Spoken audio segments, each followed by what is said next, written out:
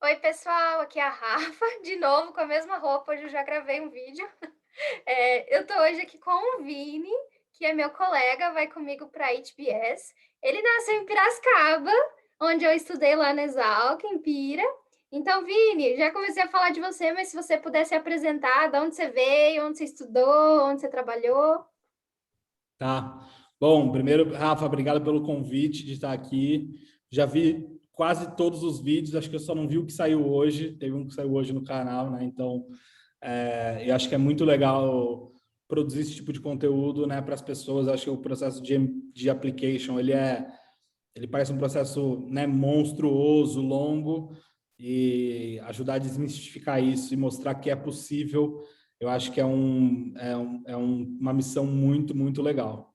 Bom, a Rafa já me falou de onde eu sou de Piracicaba, interior de São Paulo, nascido e crescido. No meu colegial, eu morei fora por um tempo, então eu fiz um semestre do colegial na Costa Rica, e depois eu fiz um ano nos Estados Unidos. É, e, e aí voltei, né? Voltei para o Brasil, apliquei para administração, acho que o curso estava bem decidido desde o começo. Tive alguns contratempos, comecei uma faculdade, depois fui para o cursinho e tal, mas acabei que fiz meus 4 anos de faculdade aqui em São Paulo, na GV. É, e depois, durante a GV, eu já comecei a estagiar, né? Eu estagiei em uma empresa de bens de consumo, depois eu saí, estagiei num banco de investimentos, e depois eu voltei para essa empresa de bens de consumo aí, onde eu fiquei até agora, né? E aí, dentro dessa empresa, eu comecei como fui estagiário, depois eu fui trainee, depois fui para a área de vendas, e até agora há pouco eu estava como gerente de marketing. Então, fiz uma carreira aí bem diversa e que eu acho que me ajudou muito a realmente conhecer como que funciona uma empresa de bens de consumo, como as decisões são tomadas, né, entender bastante de consumidor. É, e agora, como a Rafa falou, estou indo agora em agosto com ela para a HBS aí fazer o nosso MBA. Acho que é um pouco, resumidamente, é um pouco dessa minha história, mas se quiser entrar em detalhes alguma parte, estou super, super aberto. Boa, obrigada, Vini. Se você puder contar então para o pessoal como que foi o seu processo de application para o MBA, não só para a HBS, né? Então, como que você estudou para as provas, para o application em si, né? As redações, toda aquela, tem um monte de coisa para preencher. Como que foram as escolas, quais escolas você decidiu? Legal. E talvez finalizar com as entrevistas. Legal. Na verdade, eu sempre, tipo, estudar, fazer. Eu queria muito ter feito a graduação fora, eu não tive a oportunidade, eu não consegui, por questões N motivos, financeiro, tudo. Então, o MBA sempre teve lá na minha cabeça, assim, no fundo, essa vontade, de fazer, mas quando você começa a olhar, você vê que é um processo muito longo, ele é meio monstruoso, assim, né? São muitas etapas. É, então, eu comecei mesmo a me preparar por volta de março, abril do ano passado, no começo da pandemia. Na pandemia, eu acabei ficando muito tempo em casa, igual todo mundo, e eu tinha um tempo de deslocamento para o trabalho aí de uma hora e pouco para ir, uma hora e pouco para voltar, e eu usei esse tempo que eu estava em casa, e eu não estava me deslocando para estudar para o GMAT. Que, assim, acho que foi uma das partes mais difíceis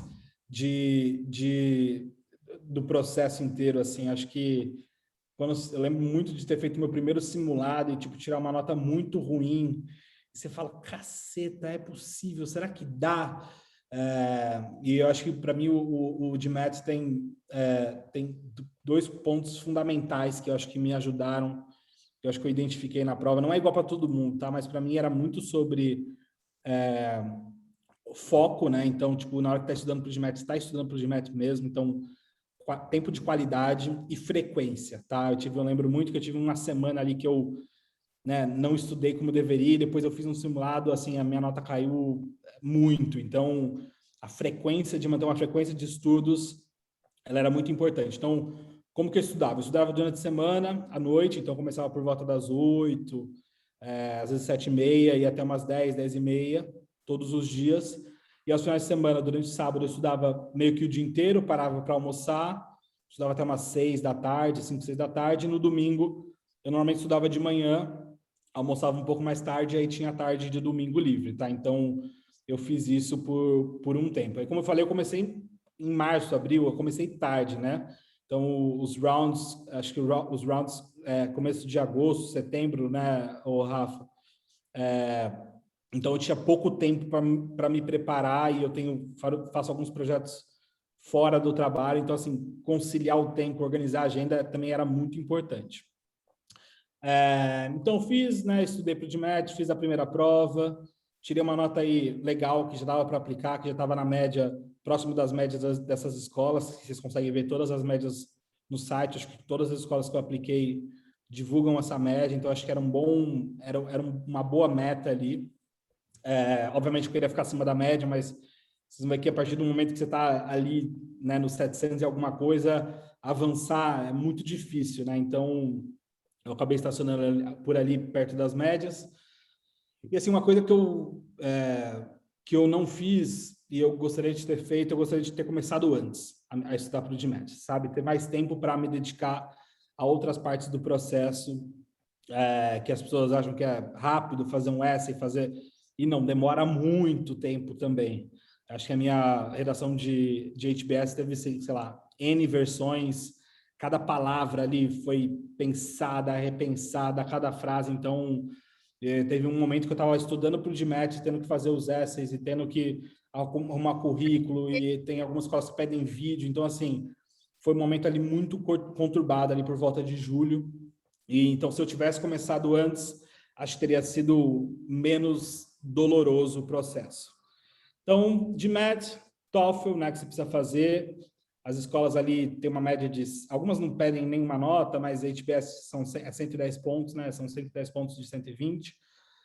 Então, você precisa também se dedicar um pouco para o TOEFL, é importante. Eu costumo falar que, estudando para o GMAT, de alguma forma, você está estudando para o TOEFL. O TOEFL é uma prova de proficiência em inglês. Você está estudando para o GMAT, que é tudo em inglês. Então, de alguma forma, ali, sua cabeça está se adaptando para o inglês. E acho que fica mais fácil o TOEFL também depois quando você faz, né, em seguida. E aí eu contratei um consultor, né, uma pessoa para me ajudar aí, principalmente a organizar. Acho que todo mundo faz isso. Acho que é importante ter alguém ali que conhece do processo. De novo, o processo ele é um processo longo, então ter alguém te ajudando ali, te dando suporte nessa jornada é importante.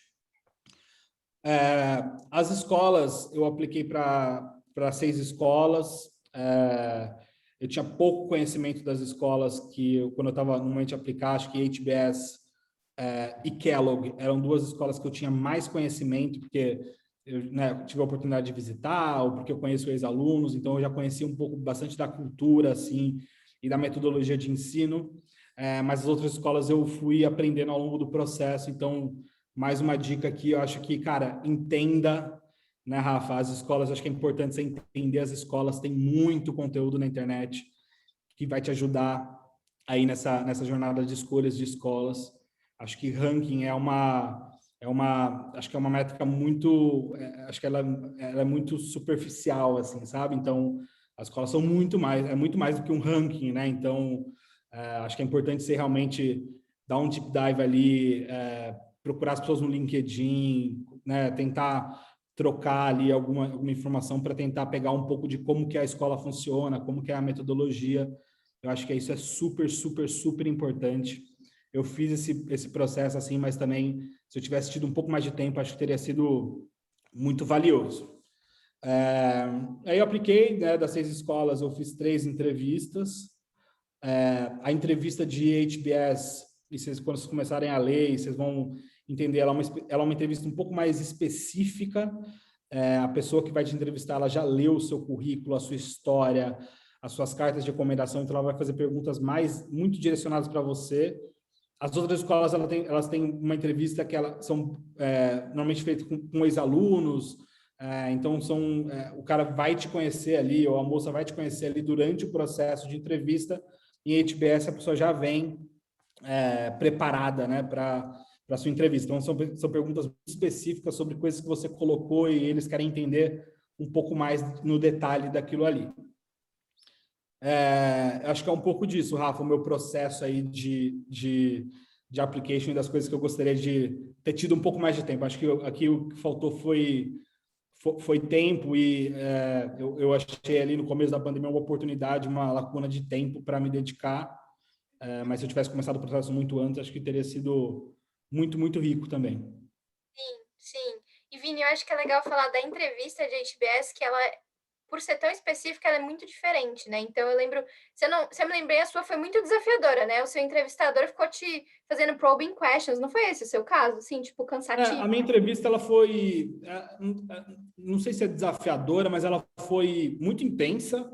Foram 30 minutos no cronômetro e ele fez muita pergunta, então ele queria saber muitos detalhes, muito, então assim, ela foi uma entrevista bem intensa, com muita energia, assim, obviamente super respeitosa, não teve, mas assim, de querer saber mesmo no detalhe, estar interessado nos detalhes assim da sua rotina, nos detalhes do seu trabalho, nos detalhes do seu desafio. Então, ela foi uma entrevista bastante intensa. As outras entrevistas, elas foram também muita pergunta, mas eu falava muito mais, né? Na entrevista de HBS, assim, a troca, ela é uma entrevista muito dinâmica. Então, acho que ela foi uma entrevista bem diferente do que eu tinha feito para as outras duas escolas. Entendi. Eu só fiz 2 entrevistas, a minha de HBS, eu acho que segue essa mesma característica, mas eu achei ela tranquila, assim, apesar de ter muita coisa, um ritmo que é É, confortável, sabe? E a outra que eu fiz foi do MIT, que é mais, apesar da pessoa também ser do admissions e ter lido o application do MIT ele é muito mais direto e curto, né? Você tem muito pouco espaço para escrever. E as perguntas dele são muito, é sempre as mesmas perguntas, sabe? Por que MIT? Por que MBA? Me conte sobre você, me conte sobre o seu emprego. Então, me fala de um desafio. Para mim, eu sabia todas as perguntas que iam cair do MIT e eu fui muito pior, porque eu fiquei muito nervosa de tanto que eu me preparei que me deu um branco. E daí, é, tipo, fala disso aqui que você fez, e aí naturalmente vem a resposta, porque ela tá te perguntando uma coisa que, sei lá, puxa o seu cérebro, né? Quando a pergunta é muito, me conte uma vez em que você fez algo desafiador. Eu lembro que por mais que eu tinha treinado, eu tinha história, eu lembro que eu fiquei assim, travei ao ponto de eu esquecer a pergunta e responder uma coisa que eu nem sei o que eu respondi. é. Não, é realmente assim, são as entrevistas, acho que todas elas, você fica nervoso, assim, não tem como, é igual fazer uma entrevista de emprego, né? Você está num ambiente ali que você está sendo avaliado de alguma forma, assim, então acho que o nervosismo, eu acho que eu fiquei nervoso para as três, assim, acho que eu lembro de sair de HBS, assim, minhas mãos estavam molhadas, assim, que eu tava, tipo, sabe, eu tava ali engajado, foi uma entrevista, de novo, muito dinâmica, muita pergunta, assim, mas eu tava todo momento ali, tipo, realmente que pensar, né, sendo desafiado intelectualmente. Então, foi uma entrevista, foi bem legal, assim, a experiência, foi super, acho que o processo inteiro, né, Rafa, um processo de você se conhecer, de você conhecer o que você valoriza, os seus valores. Então, acho que o processo inteiro ele te coloca numa situação de pensar sobre você e sobre o que você está fazendo aqui nesse planeta a todo momento, assim. Então, acho que foi um processo que eu me conheci muito, assim, sabe? Acho que só de se organizar a sua vida numa linha do tempo, acho que você já as coisas começam a fazer sentido, né? Lá no fundo existe algo que tá te puxando a todo momento e você descobrir o que é esse algo, assim, acho que é muito valioso. Acho que é um processo de descoberta, assim, aplicar para o MBA. Eu concordo com você. E Vini, você estava falando do seu sonho de estudar fora, que você não conseguiu ir na época da graduação. Você pode contar para o pessoal um pouquinho assim, por que você está indo fazer o MBA? E acho que uma coisa específica legal de você falar, que eu achei curiosa, é que você fez a DM e agora você está indo fazer um mestrado em administração de negócios. Uhum. Acho que eu não fui fazer graduação fora por questões financeiras, de momento da vida, assim, acho que queria muito ficar aqui, então, tinha um desafio financeiro grande, então não tinha nem condições para me preparar tanto para o processo, assim, que é um processo também relativamente caro quando está fora dos Estados Unidos. É, então, acho que foi um pouco desse motivo. Então aí eu estou suprindo essa vontade de estudar fora. Acho que o MBA vem um pouco para cobrir essa vontade. Eu sempre tive o sonho, assim, acho que o dia que eu fui em HBS, acho que eu senti que eu queria estar ali naquele lugar, assim, eu tinha alguma coisa falando com as pessoas que estavam lá, assim, tinha algo ali que me atraía muito, acho que é um propósito maior, assim, acho que é até difícil colocar em palavras, mas é algo, assim, tem uma energia ali que me seduziu, assim, acho que pegou, assim, no meu coração e... Você foi para lá, Vini? Oi? Quando que você visitou a escola? Eu visitei em 2017. Ah, faz tempo. Faz tempo. Então, desde ali estava aquilo ali na minha cabeça mas aí acho que a pandemia que realmente me deu esse tempo, essa oportunidade de me preparar. Assim. Então, e realmente eu fiz administração, estou indo para um mestrado em administração, mas eu acho que eu estou indo muito pelas pessoas, sabe? E pelo ambiente assim de discussão. A gente já conheceu algumas pessoas que estão indo, né, de outros países, e você vê que são pessoas com histórias extraordinárias, assim, são histórias inspiradoras. Eu acho que essa troca que está me movendo para ir para lá, sabe? Que está também esse impulso, acho que é essa troca, é conhecer as pessoas, conhecer essas histórias, conhecer pessoas que têm são drivadas, né, por algo assim muito forte, assim, de transformação, sabe, de deixar um legado. Então, acho que é isso que me deu vontade de ir para lá. Acho que foi um pouco disso, assim. Adorei. É isso. Tem que ser isso. E Vini, É. para a gente encerrar, você estava falando da parte financeira. Você pode explicar um pouquinho para o pessoal como que funcionou para você fechar essa questão com Harvard, que a gente sabe que é diferente de outras escolas, né? Harvard é uma escola que tem grana e ajuda muitos alunos, principalmente do MBA. Então, eu tô indo, né? Eu tenho duas fontes de financiamento, basicamente. Eu tenho uma fonte que é a bolsa da faculdade, né? Que cobre boa parte aí do tuition, e isso ajuda muito, assim.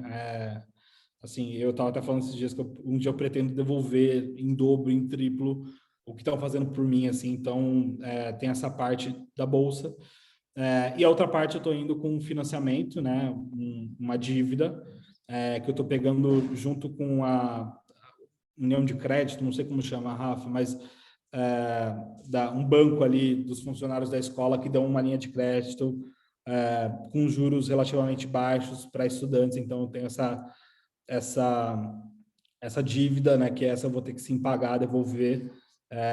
E aí você, na hora de fazer esse financiamento, esse empréstimo, você pode escolher se quer pagar em 5, 10, 15 anos. Então, acho que consegue encaixar bem no orçamento e na projeção que você tem de salário. As escolas divulgam isso, o Employment Report lá, vocês conseguem ver no site das escolas de tipo, puta, no setor que eu gosto, no setor que eu tenho vontade de fazer, qual que é o salário médio, qual que é o bônus médio ali, você consegue fazer uma conta por cima, obviamente, para pagar essa dívida. Eu estou indo com essas duas formas de financiamento. Agora no Brasil, né, o dólar é altíssimo, então é difícil, muito difícil alguém ter o dinheiro assim para realmente pagar e ir ali 100%, 100% com fundos pessoais. Tem muita empresa que dá, né, principalmente consultorias que pagam o tuition e as taxas obrigatórias, que ajuda bastante, mas não é o meu caso. Então, eu estou indo com esses dois fundos. E acho que é legal o pessoal saber, assim, estamos falando de Harvard, HBS, que é o que a gente conhece, né? Mas esse empréstimo, ele é dado, é um empréstimo estudantil, e você não tem que ter alguém assinando com você, você não tem que dar a sua casa como garantia. Então, lógico que é difícil, eu mesma estou morrendo de medo desse empréstimo, estou concorrendo a, sei lá, A quantas gente já outras, falou sobre isso, inclusive, né, Rafa? tentando reduzir o máximo o empréstimo, né? Mas alguma coisa eu vou precisar. O Vini já fechou o dele, eu ainda não vi isso, mas eu acho que faz toda a diferença a questão que Harvard fala assim: você vai conseguir, a gente vai fazer acontecer. Outras escolas talvez não conseguem fazer isso pelos alunos, e eles entendem que quem se forma no MBA vai ter uma carreira de sucesso e vai conseguir cobrir com essa obrigação. Então, eu acho que isso é importante de entender. Eu acho que assusta muito no começo, mas conforme você vai andando, você vai entendendo que ninguém que se formou lá tá morando na rua, né? Tá inadimplente. Então, tá tudo certo. E tem outras, acho que a Rafa já fez até um vídeo já sobre outras bolsas, né? Então tem Estudar, Ling, tem algumas outras bolsas que te ajudam aí a reduzir essa dívida, que te ajudam nesse momento aí. Mas assim, Rafa, eu tenho fé que essa dívida se paga. Eu falei com muita gente, assim, muita mesmo, no processo ali de pré-entrevistas, então conversei com muitos alunos, participei de aulas nas faculdades e tal, e principalmente os alunos que já se formaram há alguns anos, você vê que é possível, sabe? Então, eu recomendo super procurar essas pessoas e procurar saber mais de, tipo, é possível, você conseguiu, a pessoa fala, puta, eu consegui. Então, isso já te dá uma tranquilidade maior aí na hora de assumir, porque uma dívida alta, né, Rafa? Assim, você falava para as pessoas falavam, cara, é completamente doido, maluco. Mas eu acho que é um pouco disso de, não sei, de você não de se jogar, sabe? De ousar, de não ter medo das fronteiras, que também acho que me move, sabe? Assim, então acho que eu tô bem tranquilo em relação à dívida, óbvio, uma dívida muito alta, mas eu tô na esperança e na fé de que tudo vai dar certo. Vai sim, Vini, tenho certeza. Poxa, muito obrigada pelo seu tempo hoje aqui com a gente. Tem mais alguma coisa que você quer falar para o pessoal? Não, eu acho que assim, de novo, quando você começa a olhar o processo inteiro, vão surgir muitas dúvidas, inseguranças, fala, putz, será que eu consigo? Será que é para mim? Será que eu acho que tem, e depois você começa a olhar, tem tanta escola legal, tem tanto lugar legal, e tem Estados Unidos, e tem Europa, e tem China, então assim, tem tanta oportunidade que eu acho que é possível, sabe? Assim, acho que dá para buscar, né? Eu acho que se você realmente tem essa vontade, tem esse sonho, você tem essa, sabe, essa vontade interna de que você quer fazer, eu acho que não tem barreiras que podem te impedir, assim. Tem barreira que vai ser mais difícil de superar, assim. Acho que o de match, eu acho que é uma delas, assim, é um desafio mesmo, de você voltar para a época meio que do cursinho, assim, você fala, cara, meu Deus, essa fórmula aqui eu não lembro, e gramática em inglês, né, as pessoas, eu pelo menos aprendi inglês na escolinha de inglês, escola curso de inglês, e sim, não é a mesma coisa, né? O GMAT é uma prova feita para testar americano, né? Para testar o pessoal que é nativo da língua, então a gente tem um desafio maior, mas eu acho que tudo isso é possível, assim, e uma das coisas que eu, de novo, gostaria de ter feito é pensar no processo em etapas. Teve um momento que eu não consegui separar, quando eu estava fazendo o application, porque eu estava estudando para o GMAT ao mesmo tempo. Então, acho que se eu tivesse quebrado em etapas, tipo, concluir essa barreira, concluir esse daqui e tal, eu acho que teria sido um processo mais tranquilo. Mas, assim, a Rafa também teve um processo aí tumultuado, né? Né, começamos tarde a estudar, né, Rafa? Então, é possível também,